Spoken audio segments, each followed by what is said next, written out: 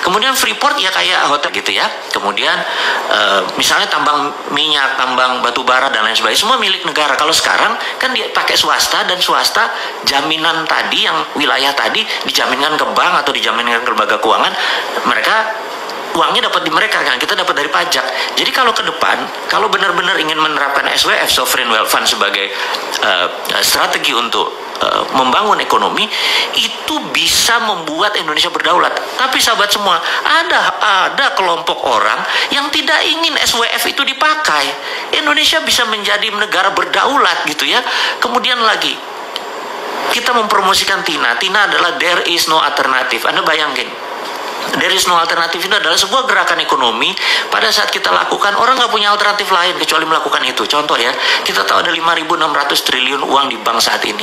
Jadi Anda yang taruh 1 miliar di bank, ada yang 1 triliun di bank, Anda dapat deposito bunganya misalnya 50 miliar setahun. 1 miliar itu uang 1 triliun tadi Anda dapat 50 miliar. Anda bayangin, kalau seandainya TINA diterapkan, there is no alternative, di mana bunga deposito adalah 0 gitu ya, apa yang terjadi? Anda yang biasanya punya 1 miliar setahun, 50 miliar setahun, karena uang Anda banyak sekali, saya nggak tahu dapatnya dari mana, mendadak Anda nggak dapat income. Apa yang Anda lakukan? There is no alternative. Nah, karena itu nggak ada alternatif lain, uang itu keluar, setengahnya mungkin keluar, dan langsung menjadi sektor-sektor real, langsung menjadi bantu UKM, bantu tanah, langsung dia berusaha, dan itu ekonomi muter dalam seketika. Jadi sahabat semua, itu adalah TINA. Dan ada satu hal lagi yang membuat saya sejak tahun 99 begitu IMF berdaulat, sekali lagi ya, saya ini bukan melawan IMF, saya hanya men-challenge IMF supaya kita bisa menjadi negara berdaulat. Salah satunya adalah sistem perbankan ini saat ini adalah aset based loan. Aduh, maaf ya saya sahabat semua kalau saya ngomong kecepatan saking semangatnya gitu ya. Kalau ketemu Anda semua tuh saya tuh rasanya alive gitu, karena hidup saya adalah untuk Anda semua gitu ya. Nah, ada namanya aset based loan. Aset based loan ini begini. Kalau Anda pinjam bank atau pinjam apapun, entah bank syariah, entah bank apapun, maka bank akan bertanya, ada jaminan nggak gitu ya. Itu namanya asset based loan. Tapi dulu sebelum tahun 99, kita boleh namanya project based loan. Misalnya Anda adalah tukang las, saya lagi buat pekerjaan di rumah saya untuk ngelas pagar, nilainya 100 juta. Itu contoh aja gitu ya. Kemudian dengan kontrak saya ini Anda datang ke lembaga keuangan. Lembaga keuangan nggak minta aset, tetapi melihat, oh si bosman ini ada duit nggak? Oh ada tuh, dia sedikit tuh, kalau 100 juta aja berarti ini bagus gitu ya. Apa yang dilakukan? Dia membiayai berdasarkan kontrak. Jadi namanya project based loan. Nggak minta aset dia. Nah saat ini kalau Anda punya 3 geprek, misalnya ayam geprek, Anda mau buat tabang keempat, sementara 3 lokasinya Anda tempatnya sewa, tempat keempat juga sewa, aset Anda nggak ada. Tetapi kalau project based loan, revenue Anda, profit Anda itu bisa dibiayai. Nah, saya pengen perbankan itu mengubah lagi bahwa project based loan boleh gitu ya, jangan sampai hanya aset based loan. Nah, Anda tahu bahwa kita membangun santara.co.id. Santara itu adalah kecil, tapi seberapa cepatnya kita membangun ekonomi Indonesia dengan Santara saja. Santara adalah project based, bukan loan, karena Santara tidak loan. Project based bagi hasil. Jadi saya pikir ada yang seleranya bagi hasil. Nah, ada yang seleranya mungkin loan, itu selera Anda semua. Loan syariah, Anda aturlah itu semua. Tetapi kalau bisa project based loan, ekonominya maju. Jadi sekali lagi, begitu TINA diterapkan, there is no alternative, dan boleh project based loan, ekonomi Indonesia akan tumbuh dengan cepat. Dan terakhir yang saya promosikan adalah, saya tahu orang nggak pengen lagi, sekali lagi, banyak orang nggak pengen ada kekuatan Indonesia yang ketika yang keempat yang kita usulkan ini, yang Bosman usulkan, yang sahabat semua mungkin akan belajar, adalah tentang tiara. Tiara adalah there is other reasonable alternative. Jadi kalau TINA nggak dikerjakan, tiara aja. Tiara adalah de-dolarisasi. Kita nggak perlu dolar, de-dolarisasi. Jadi seperti dinaran sahabat semua, dinaran.id, ini adalah de-dolarisasi. Rupiah Anda punya kolateral emas, dan di mana rupiah kolateral emas itu Anda bisa menabung. Tapi Anda kalau mau transaksi, Anda tinggal pindahin, mau pindah ke Dana, mau pindah ke OVO, mau pindah ke rekening Anda di bank lain, tapi ada fee-nya tentunya, atau pindah ke Dinaran Card, ada debit card, itu pindah, Anda transaksikan karena debit card pakai GPN, Anda bisa transaksikan dimanapun di seluruh Indonesia. Dan ini adalah solusi-solusi kecil daripada Bosman ini sebagai provokator doang, ngomong doang, nggak ada konsep. Saya nggak mau dibilang kayak gitu. Saya pengen generasi muda itu mencontoh walk the talk. Jadi saya lupakan maksud saya akan membangun supaya teman-teman melihat dengan mata kepala. Yuk kita bangun, kita ada Santara, kita ada Dinaran. Dinaran adalah bentuk tiara didolarisasi. Jadi sekali lagi teman-teman, Dinaran adalah personal SWF. Jadi kalau ini hanya sebagai contoh, suatu hari begitu mereka ngerti, mungkin banyak pejabat negara menyatakan apa sih sovereign wealth fund itu, dia belajar lu nggak terlalu sempat karena pekerjaannya terlalu sibuk gitu ya. Jadi oke, Dinaran itu personal sovereign wealth fund. Jadi begitu Anda taruh, Anda punya underlying, uang Anda punya underlying gitu ya. Nah, suatu hari begitu mereka mengerti, oh itu yang maksudnya personal personal sovereign wealth fund, sehingga negara juga bisa dong punya sovereign wealth fund untuk printing money, apapun itu akhirnya melek juga gitu ya. Sekali lagi sahabat semua, ini adalah contoh-contoh yang akan kita kerjakan ke depan. Kita tahu banyak yang nggak suka. Jadi orang yang menyerang kita ini, menyerang saya, menyerang Anda semua, itu kebanyakan mereka tidak ingin Indonesia berdaulat. Percayalah, behind cara mereka berpikir, mereka adalah putra bangsa yang nggak ngerti apa yang mereka kerjakan. Mereka kritik aja bisanya tanpa solusi. Jadi yang mereka takut kita melawan UNCLOS. Mereka takut kita menerapkan MMT. Mereka takut kita menjalankan TINA sehingga Indonesia menjadi berdaulat, sehingga Indonesia lebih besar dari Cina, Indonesia lebih besar dari Amerika. Mana mau. Di belakang mereka itu adalah provokator-provokator yang pro negara tadi, yang mereka sendiri tidak tahu menjadi pion-pion dari prinsip-prinsip bernegara asing tadi. Jadi ke depan apa yang dilakukan? Kita harus menyatakan bahwa kita harus punya sistem baru. Sistem baru. Kenapa? Karena old system doesn't work. Gitu ya, ini yang harus diingatkan. Old system doesn't work. Nah, kita akan mulai dengan old system doesn't work. Suatu hari, ini dongeng ya, ngapunten ya, kita dongeng sedikit. Suatu hari tahun 2017 awal, saya bertemu sama sahabat saya. Beliau adalah salah satu Wadipres, Dewan Penasihat Presiden waktu itu. Kita diskusi santai. Jadi saya tanya, Bu, gitu ya, saya sebut aja nama ya, Bu, waktu 2016 tuh kalau nggak salah AP ya, Anggaran Pendapatan Belanja Negara, APBN gitu ya, Anggaran Pendapatan Belanja Negara. APBN itu pendapatannya turun, belanja negaranya naik, jadi ada gap sekitar 300 triliun, bener nggak? Oh iya bener Mas. Terus bagaimana cara nutupnya? Ya kami pinjaman gitu. Oke. Terus 2017 ini, waktu itu 2017 kayaknya naik, Bu, pendapatannya makin turun dan belanja negaranya naik gitu. Terus apa solusinya gitu? Wah ini Mas, nggak tahu nih Mas. Saya bilang, waduh, ada saran. Nah ini dia, Sontoloyo diminta saran coba ya. Saya pikir, ya ngapunten Bu, ini cuman saran ya Bu. Saya bilang gitu.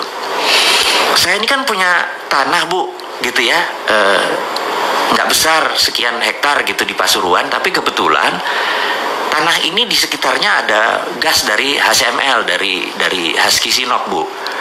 Terus gimana?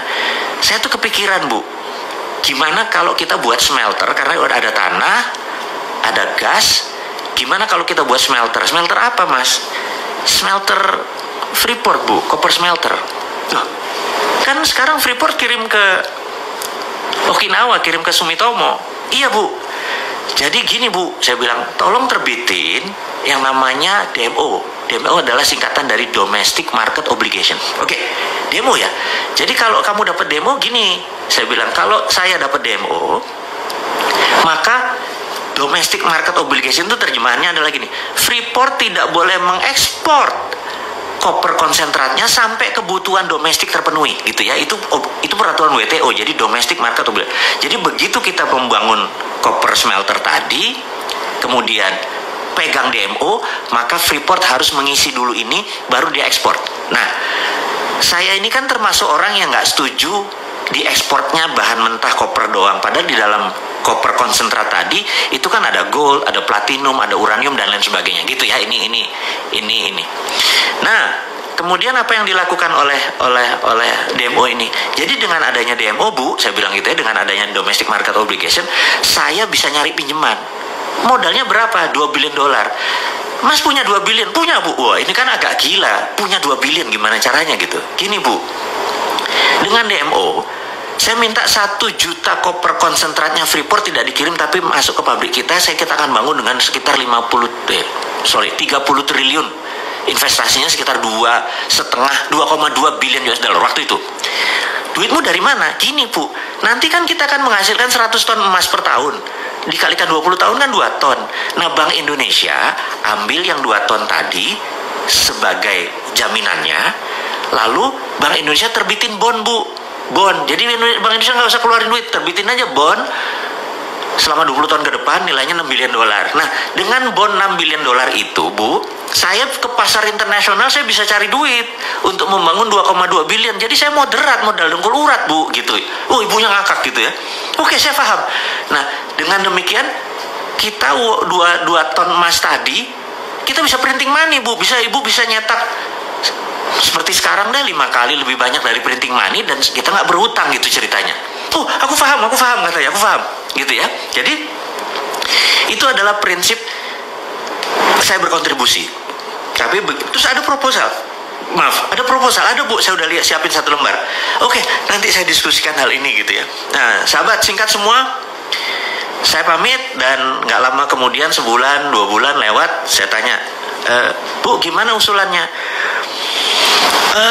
Nggak bisa karena keluar PP nomor 1 tahun 2017 tentang IUPK. Ya udah, saya paham. Saya bilang lanjut deh, saya bilang itu nggak apa-apa karena itu pilihan bernegara. Jadi sekali lagi sistemnya berbeda. Jadi saya cuman mengingatkan bahwa kita pernah mengusulkan bahwa menggunakan kekuatan Freeport. Jadi jangan diambil Freeportnya, tapi diambil kemanfaatan produknya, yaitu gold. Dengan gold inilah kita printing money, itu prinsip saya. Tapi sekarang lebih memilih mengambil Freeportnya, pakai pinjaman utang, dan kemarin utangnya saya nggak tahu gimana bayarnya karena Freeport juga produksinya nggak terlalu bagus. Utang investasi kita nggak balik-balik. Saya nggak ngerti sekali lagi. Kalau saya punya muscle knowledge berbeda, ilmu pengetahuan saya berbeda, cara strategi berbisnis saya berbeda, lebih baik saya membangun membangun copper smelter di Indonesia, di mana hasilnya sekitar 500.000 limbah dari itu diambil Petrokimia Gresik dan itu bisa menerbitkan urea. Jadi produk ini sebenarnya sangat integrated, tapi sekali lagi saya udah lewat. Saya cuma menceritakan bahwa sahabat semua, ini hanya membuktikan bahwa old system doesn't work, alias sistem lama itu nggak bekerja. Kita mau challenge. Apakah jarak orang kaya sama orang miskin sekarang mendekat dengan old system? Enggak kan? Apakah saat ini orang semuanya sehat dengan sistem yang ada? Enggak kan? Apakah sekarang ini orang lebih baik kehidupannya dengan old system? Enggak. Jadi kalau old system doesn't work, kenapa kita masih mempertahankan? Itu challenge-nya. Nah, apa yang harus kita lakukan? Jadi menurut saya ini adalah tema garis besar kita bertemu adalah cara cerdas bernegara. Cara cerdas bernegara adalah ubah sistemnya. Tapi kita harus konstitusional ya, bukan ngelawan terus menggunakan perusahaan. Enggak. Itu bukan anak milenial. Anak milenial itu santuy, seru gitu ya. Dan kita juga caranya dengan mempromosikan prinsip-prinsip kita bahwa kita akan menjalankan TINA, kita akan menjalankan printing money, kita akan menggunakan potensi geopolitik dan geostrategi negara kita, dan ini adalah kekuatan anak bangsa. Sekali lagi, bukan bergantung pada asing. Saya adalah orang yang tidak setuju dengan printing money. Pinjam uang. Capek minjem uang itu. Anda tahu ya, bayangin misalnya saya punya usaha gitu ya, modalnya itu kan pasti pinjam, dan ternyata kerjanya adalah untuk bank. Capek kerja kayak gitu. Jadi seharusnya kan bagi hasil gitu ya. Baik sahabat semua. Jadi kita ke depan adalah mempromosikan aset based loan. Saya ini hari ini nggak fit banget, ngomongnya salah semua. Kita akan mempromosikan project based loan, bukan aset based loan. Kita akan menjalankan TIARA, there is other reasonable alternative atau dedolarisasi. Kita nggak mau bergantung pada dolar. Salah satunya adalah tool yang kita bangun. Jadi sahabat semua, saya merasa pertemuan kita tidak usah panjang-panjang. Yang penting poinnya kita dapat. Jadi ke depan saya akan banyak mengajarkan tentang yang lebih detail lagi, cara cerdas bernegara, hari ini kita hanya membicarakan karena santai, karena kita akan mulai bentar lagi PSBB akan dibuka. Saya pikir kita akan mulai bisnis as usual. New normal Anda akan praktekkan dan Anda udah tahu itu apa new normal gitu ya. Kalau nggak tahu Anda lihat aja si Sunda Empire, itu udah dari dulu menceritakan tentang new normal gitu ya. Joke sedikit boleh di ujungnya, jangan serius-serius amat gitu ya. Jangan kayak para buzzer serius gitu yang ngelesin Bosman menjadi presiden gitu. Lupain, Bosman nggak mau jadi presiden. Tapi followernya Bosman atau orang yang mendengarkan Bosman pasti bisa jadi presiden gitu ya. Sahabat semua, saya ucapkan di akhir kata ini adalah mohon maaf lahir batin sekali lagi.